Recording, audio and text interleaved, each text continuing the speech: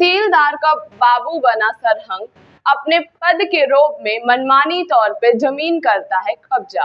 नमस्कार, मैं Harshita WPT news 24 के साथ।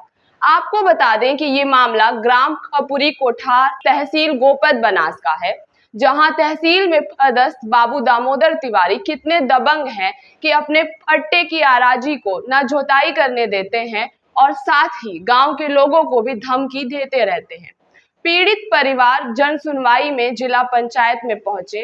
सुखेन तिवारी पिता द्वारिका तिवारी अपनी फरियाद लेकर जिला पंचायत पहुंचे। उन्होंने बताया कि कल जब वे अपने खेत में जोताई के लिए ट्रैक्टर लेकर गए तो उनके पट्टीदारों ने उन्हें लाठी डंडा कुल्हाड़ी लेकर भगा दिया। वो जैसे तैसे अपनी जान बचाकर अपने घर पहुंचे। उन्होंने कहा कि जुलाई का महीना चल रहा है, अगर अभी बुवाई नहीं की तो हमारे बच्चे क्या खाएंगे।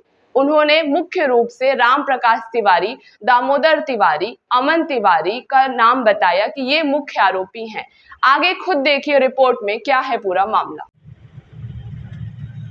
जिला पंचायत में हम लोग अपनी समस्या लेके आए थे। कल अपने पट्टे की भूमि में हम लोग खेत जुताने के लिए ट्रैक्टर भेजे। उसके बाद अपने ही परिवार के विरोधियों ने रामकृष्ण तिवारी, अमन तिवारी, प्रफुल्ल तिवारी, रामभूषण तिवारी, शशिभूषण तिवारी और सुजीत तिवारी, इनके द्वारा लाठी डंडे प्लस टांगी बलुआ लेकर के ट्रैक्टर बंद करा दिए गए, खेत से बाहर कर दिए गए और हम लोग अपनी जान बचा करके घर पहुँचे और गुहार लगाने के लिए कलेक्टर साहब के पास आए। कलेक्टर साहब तो आज नहीं हैं और आवेदन भी हम लोगों का ले लिया गया है, बाहर है, अंदर प्रवेश वर्जित है।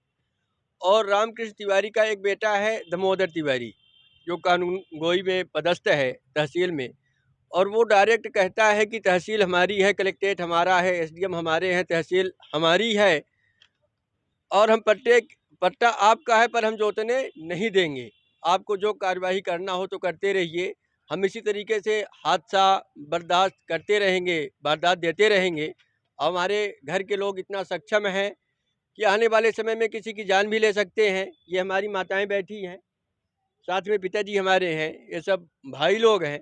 बताइए कितनी कष्ट की घड़ी है कि 2019 में अपने यहाँ गुलाब सागर की नहर निकली। बटनबारा एक पट्टी में होता है, आप हमारे वरिष्ठ ही हैं, तो पट्टी की बटनबारे में इनका पट्टा था, तो इन्होंने रिकॉर्ड का अपना पैसा भी लिया सन 2019 में।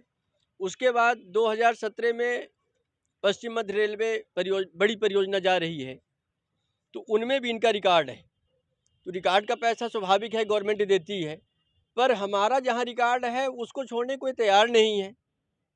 तो अगर इस तरीके की वारदात होती रहेगी तो हम गुहार लगाने किसके पास जाएंगे, प्रशासन किसके लिए? कितने एकड़ की भूमि है जिस पे आप जुताई करने के लिए गए और उन्होंने मना किया? सर वो ज़मीन हमारी 9 एकड़ की है और जो उनके पास पार्ट है, जो पार्ट दिखाते हैं आज हिस्सा बटनबारा का, उसमें हमको 20 एकड़ की ज़मीन चाहिए। 20 चौको 80 एकड़ का बटनबारा है, 160 एकड़ की कुल ज़मीन है कोठार। 80 में हमको 20 तो मिला नहीं, 14 एकड़ का हमारा रिकॉर्ड है, तो 14 में भी हम काबिज नहीं थे। मैं 9 एकड़ में ही काबिज था, काश्तकार कर रहा था। और 9 एकड़ की ये ज़मीन जो हमारी है, जब तक हमारे बड़े पिताजी थे इसको जोते बोते थे। फिर उसके बाद सरंगई बस उनके स्वर्गवास हो जाने के बाद ये लोग अनैतिक तरीके से जोतने लगे उसको, और ये जो परियोजनाएं गई तो हम अपनी ज़मीन ढूंढने लगे। और सबसे बड़ी बात सर कि इस ज़मीन को जो जोत रहे थे, इनके सगे चाचा जी हैं, जो जोत रहे थे, उन्होंने साफ मना किया सीमांकन के बाद कि इस ज़मीन को हम नहीं जोतेंगे, ये आपकी है, आप जोतिए। तो ये मामलाओं को उलझाते हैं, सुलझाते नहीं हैं। जबकि न तो ये हमारे में कहीं हैं रामकृष्ण तिवारी, दामोदर प्रसाद तिवारी, पर ये मामला उलझाते हैं। इनका डायरेक्ट कहना है कि तहसील में मैं हूँ तो आपका कोई भी काम नहीं होगा, चाहे वो सीमांकन हो, चाहे सीमांकन की पुष्टि हो, हम नहीं करने देंगे और न ही आपको स्वतंत्र जीने देंगे, ये अधिकार हमारा है।